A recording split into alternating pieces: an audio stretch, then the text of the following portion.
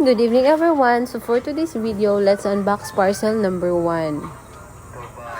Guess nyo nga kung para saan tong parcel na to. Joke! Yung parcel na to para sa motor natin. So unbox na natin siya. Tingnan natin kung legit nga ba. Lungkot naman ang face ni ate.